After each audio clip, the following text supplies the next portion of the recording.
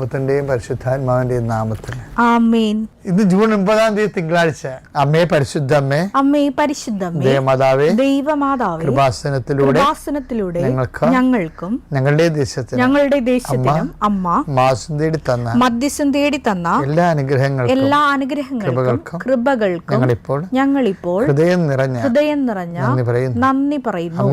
പരിശുദ്ധമ്മേ, ദൈവമാതാവേ, 2004 ഡിസംബർ 7 ഉച്ചകഴിഞ്ഞ് 2:30 സംഭവിച്ച അമ്മയുടെ പ്രത്യക്ഷപ്പെടലിനെ കുറിച്ച് തിരുസഭയ്ക്ക് സമർപ്പിച്ചിരിക്കുന്ന പഠനരേഖകളുടെ മേൽ സഭാത്മകമായ പഠനം ആരംഭിക്കുവാൻ ഞങ്ങൾ പ്രാർത്ഥിക്കുന്നു. അമ്മേ പരിശുദ്ധമ്മേ, ഭൂസ്വർലോകങ്ങളുടെ രാജ്ഞിയായ അങ്ങേക്ക് ഭൗമ സംരക്ഷണത്തിനായി പ്രപഞ്ച പ്രകൃതിയെ തന്നെ തിരുസഭ പ്രതിഷ്ഠിക്കുവാൻ ഈ പ്രത്യക്ഷീകരണം വഴി ഇടയാക്കണമേ. പരിശുദ്ധ അമ്മേ, ജപമാല മാതാവേ, സകല കൃപാസനം പ്രാർത്ഥനകളോടും ചേർത്ത് ഞങ്ങളിപ്പോൾ പ്രാർത്ഥിക്കുന്ന ഈ കുടുംബത്തിന്റെ പ്രത്യേക നിയോഗം പരമക്കളെ.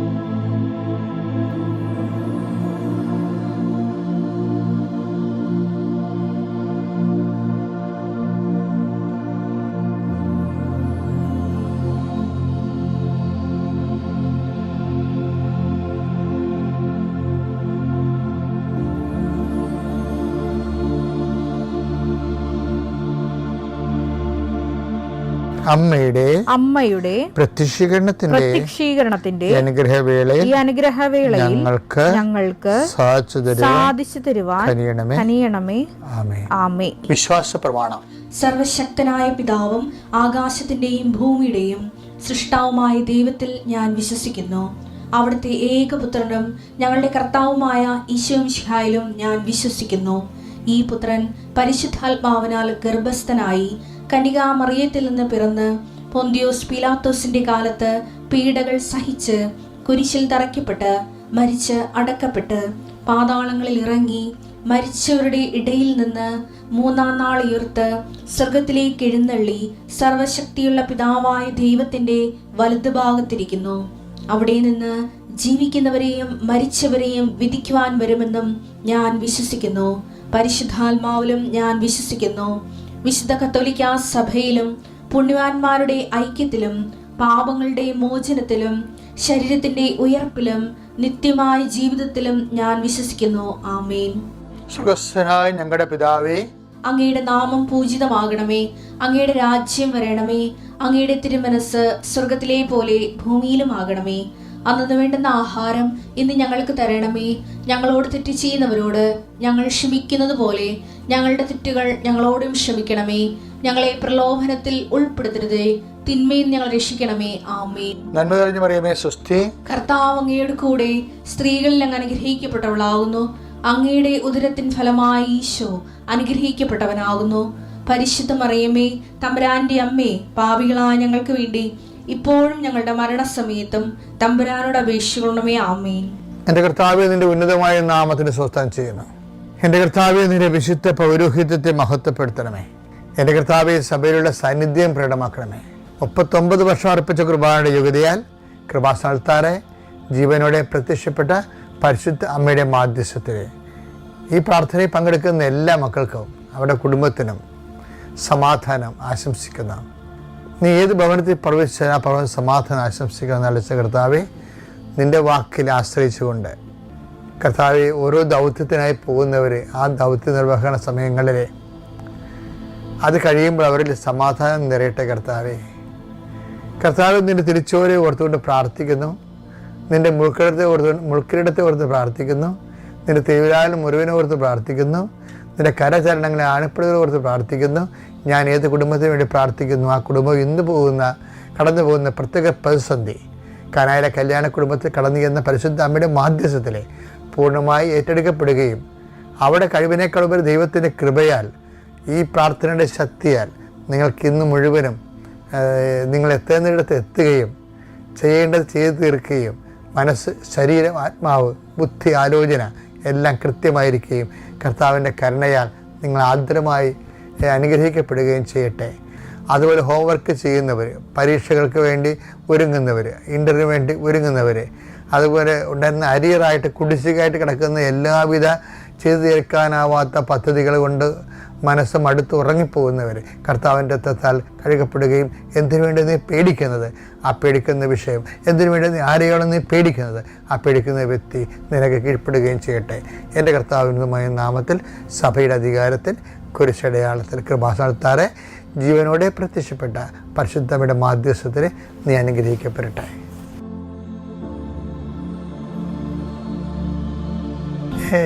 എനിക്കെപ്പോഴും എൻ്റെ ആകർഷമുള്ള വാക്കാണ് ദൈവം എല്ലാം വളരെ നല്ലതാണെന്ന് കണ്ടെന്ന്. അപ്പോൾ എന്തെല്ലാം മോശം കാര്യങ്ങൾ ലോകത്തുണ്ടെന്നാണ് ഓരോരുത്തർ പറയുന്നത്. ലോകം ദുരിതമാണ്. ലോകത്തെ കാണുന്ന ആൾക്കാരെ ഇപ്പോൾ സാഹിത്യകാരന്മാരൊക്കെ, ഞാൻ പണ്ട് സാഹിത്യ പുസ്തകങ്ങളൊക്കെ ഒത്തിരി വായിക്കുമായിരുന്നു. പിന്നീട് എനിക്ക് സാഹിത്യത്തിനോട് വെച്ചാൽ ഇവർ പലരും ഒരു അതായത് പലരും ജീവിതത്തെ വളരെ നെഗറ്റീവായിട്ട് അപ്രോച്ച് ചെയ്യുന്നവരാണ്. പോസിറ്റീവായിട്ട് പറയുന്നവർ പോലും ഇപ്പോൾ Hemingway, you can kill me, you can destroy me, you cannot defeat me എന്നൊക്കെ പറഞ്ഞുകൊണ്ട് നമ്മളിപ്പോൾ മസിൽ പിടിച്ചൊക്കെ ആൾക്കാർ പറയുന്നില്ലേ. കിഴവനും കടലിലും ഉള്ള ഒരു പ്രമാദമായ ഡയലോഗിനാണ് നോബൽ സമ്മാനം കിട്ടിയത്. പക്ഷേ കക്ഷി എന്ത് ചെയ്ത്? കക്ഷി ഡിഫീറ്റായിപ്പോയി, ആത്മഹത്യ ചെയ്ത്. അതല്ലേ ഇതിൻ്റെ ന്യായ സാഹിത്യത്തെ കുറച്ച് പറയുകയല്ല, ഇവർ പ്രതിഫലിപ്പിക്കുന്ന ജീവിതം എന്ന് പറയണത് ഒരു മനുഷ്യൻ ജീവിക്കാൻ സഹായകരമല്ലാത്ത പ്രതിലോമ സിറ്റുവേഷൻസിനെ ഹൈലൈറ്റ് ചെയ്യുന്നു. ബൈബിൾ അങ്ങനെയല്ല. ബൈബിൾ എല്ലാ കാലങ്ങളെയും നല്ലതായിട്ട് എടുക്കാൻ വേണ്ടി മനുഷ്യനെ പ്രേരിപ്പിക്കും.